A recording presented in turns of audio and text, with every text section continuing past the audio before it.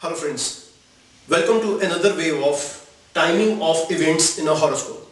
Well, if you like my videos, kindly subscribe to my channel and leave your comments in the column section below. And there are other links provided in the section below. Please don't forget to check them as well. So in this wave, the first wave of timing of events in a horoscope, I would be telling you about Vimshottari Dasha system, analysis according to the placement of planets in a horoscope. Now this Vimshottari Dasha system is a very particular system to pinpoint the timing of events in a horoscope. All the promises are to be checked by the placement of the planets in a horoscope, by the significators of the various houses. But when will these events take in one's life?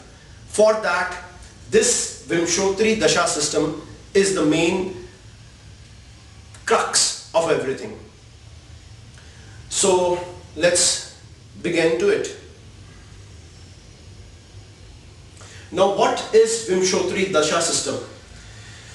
Sage Parashara. Now Parashara is one of the oldest sages who has mentioned in his classics that Vimshottari Dasha system is one of the finest systems. Well, Sage Parashara defined many dashas. Many dashas is basically planetary directions, system for timing of events in a native's life. Dasha, as we define, is a system in which planetary rulership at any specific period of one's life is worked out, and it shows the time when those effective results of planets according to the position of planets in a horoscope can be experienced. Now every individual runs a planetary dasha exclusive to his own horoscope and placement of planets. Dasha is the only system in Vedic astrology to time an event in individual's life. Let me zoom this a little bit for you so it becomes further easy. The most widely used system is called the Vimshottari Dasha. Vimshottari Dasha is calculated on the basis of constellations of moon in a horoscope. Vimshottari Dasha is a planetary period reckoning Dasha system covering a span cycle of 120 years among 9 planets. Now 120 years, why? Because our sages were wise enough to understand that during this session, this period of life, the time period right now where we are, the maximum life of a human being was estimated to be 120 years, not beyond. This 120 years were considered by all their experience that a person may not live more than 120 years. So basically Vimshottari Dasha is a planetary period reckoning system covering a span cycle of 120 years among 9 planets in the following order. Now this order will remain always like this: Sun, Moon, Mars, Rahu, Jupiter, Saturn, Mercury, Ketu, and then last Venus. And after Venus, this cycle gets repeated again starting from the Sun. The primary dasha of a planet also has a sub secondary period comprising of all the 9 planets, and sub secondary period also has a sub tertiary period of all the 9 planets. Now sub tertiary period also has the sub quaternary period of all the 9 planets. And finally the sub quaternary period also has a quinary period of all the 9 planets. The purpose of all these sub periods basically is to pinpoint an event in one's life at a specific moment, because I'll show you, we'll get to another further slide, that the duration of the dashas are allotted to every planet. Let me put you to another slide. Now this is the Vimshottari Dasha periods of the 9 planets.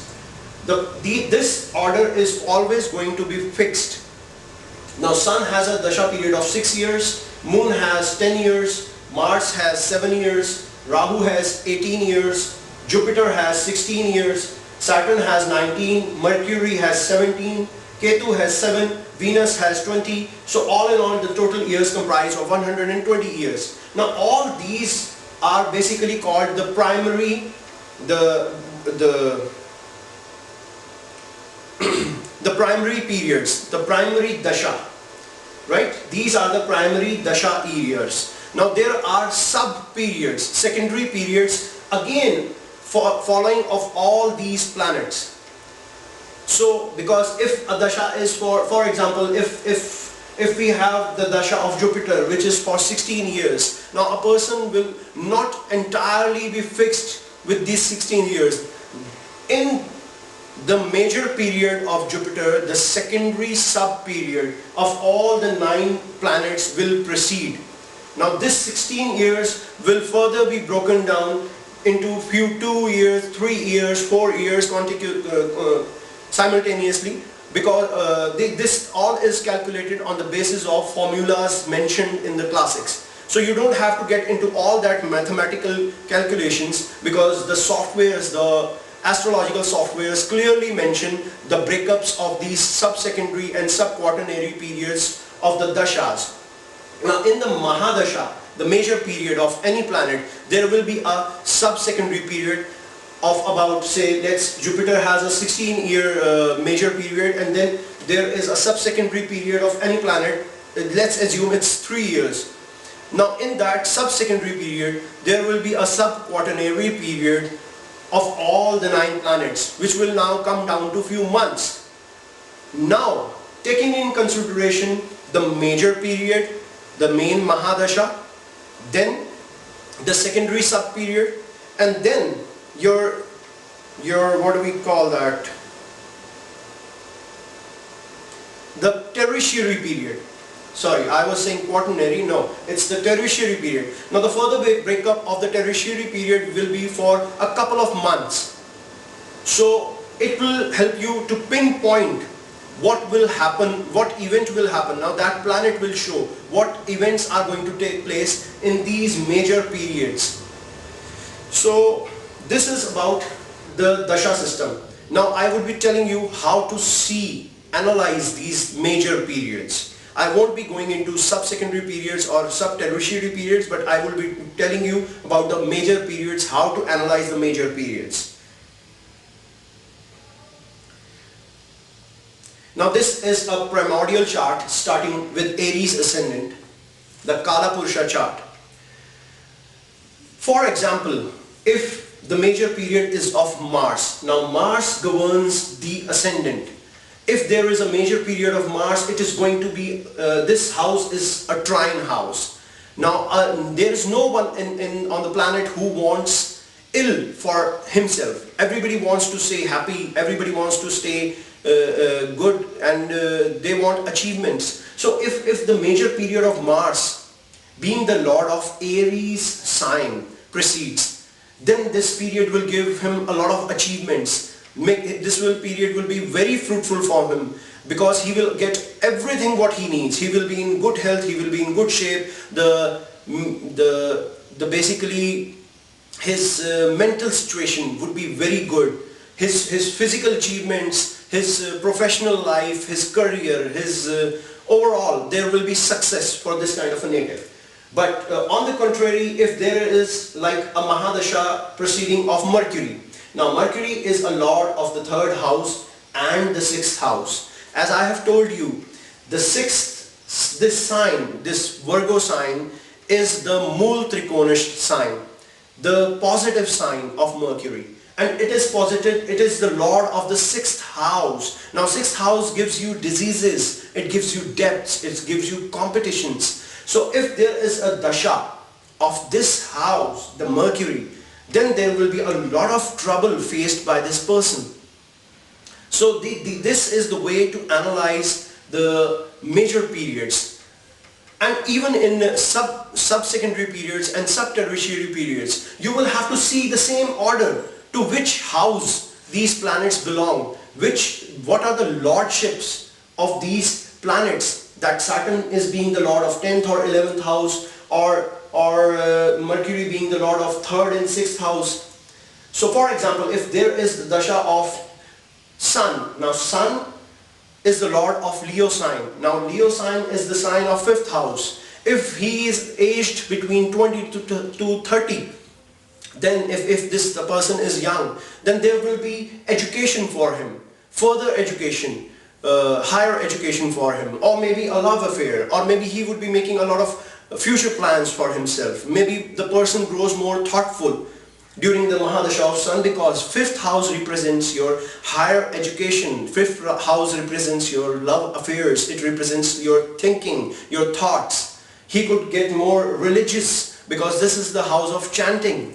So this is the way the major periods are to be analyzed. I'll show you with an example.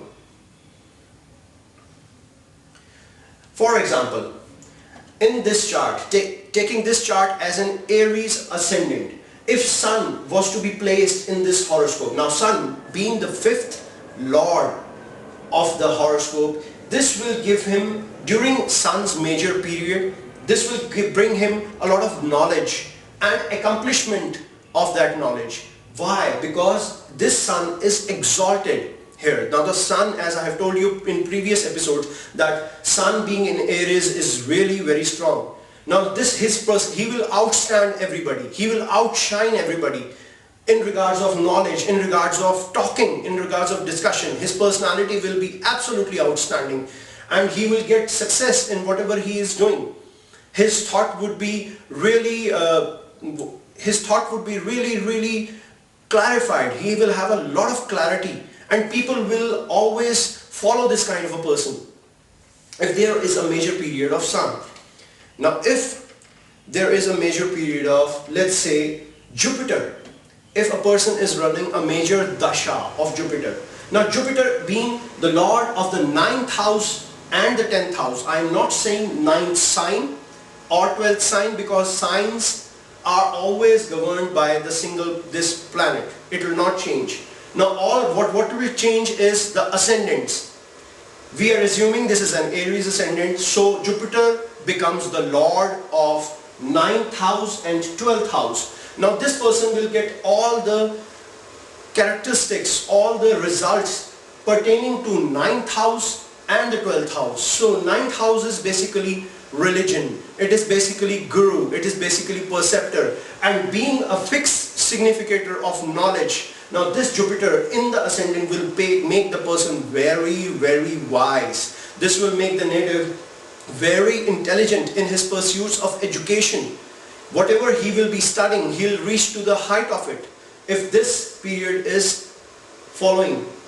Being the 12th lord, 12th house also represents foreign travels abroad, and it also represents expenses. So this person would be traveling, he would be definitely making travels, he would be making expenditures on himself, because the 12th lord is posited in the ascendant. He will make expenditures on self, expenditures which are huge.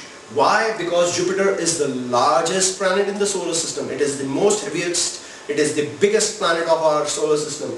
So this Jupiter being 12th lord would give definitely expenses, for self. This would give foreign travels, this would give indulgence in scriptures, cultures. He would try to seek a guru, and it's not guru for basically a guru not for just the sake of religion. Even he may look for a person who could teach him whatever he is studying. He could be studying any of the subjects, and he would try to seek the best teacher for himself, and he will get a teacher, because the lord of the 9th house is posited in the ascendant. Ascendant is yourself. So this person will get all the benefits of these two houses and the significations of Jupiter. So let's take another example. For example, if Mercury is posited in the ascendant. Now Mercury being the 3rd lord shows your courage, your efforts in life. It shows short journeys. Also, Mercury being the lord of the 6th house shows debts, diseases and wounds and competitions. So there will definitely be struggle in this person's life. This person, Mercury being the significator for intelligence, there will be troubles to make. So this is initially how a Mahadasha acts, the initially primary period of a planet acts.